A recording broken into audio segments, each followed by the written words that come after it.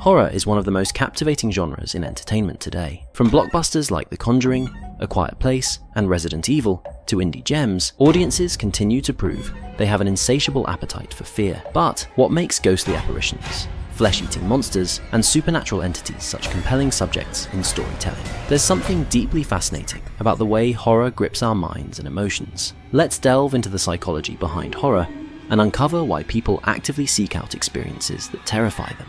The chemical cocktail.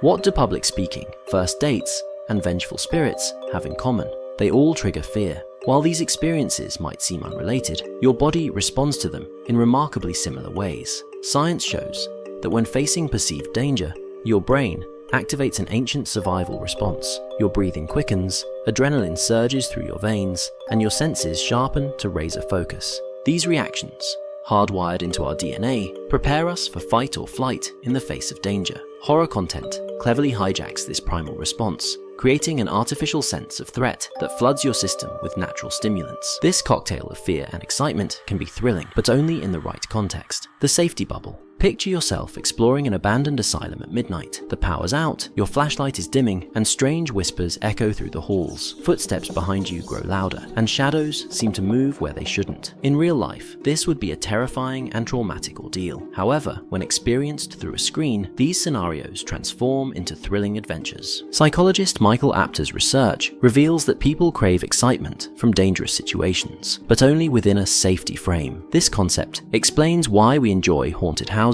horror movies, and psychological thrillers. The screen, book, or game controller becomes our protective barrier, allowing us to experience terror without any real danger. Demographics and disposition. Who's more likely to line up for the latest horror release? Your teenage cousin or your elderly neighbor? A 2020 study by Claassen and Johnson examined over 1,000 participants to uncover patterns among horror fans. The findings revealed that certain traits are common among those who enjoy the genre, including creativity, emotional stability, and openness to supernatural possibilities. Men showed a slightly higher preference for horror than women, and younger audiences displayed greater enthusiasm for the genre overall. So, while your teenage relatives might jump at the chance to watch the latest horror film, your grandparents might prefer to skip it. The power of story. Have you ever found yourself hooked on a scary story despite usually avoiding horror? What pulled you in? Philosophy professor Noel Carroll argues that horror's real power lies beyond its ability to scare. It's the curiosity it sparks. According to Carroll, our engagement with horror is often driven by a desire to unravel the mysteries within the story. A compelling narrative can draw even the most reluctant viewer into theorizing about plot twists and hidden meanings. So,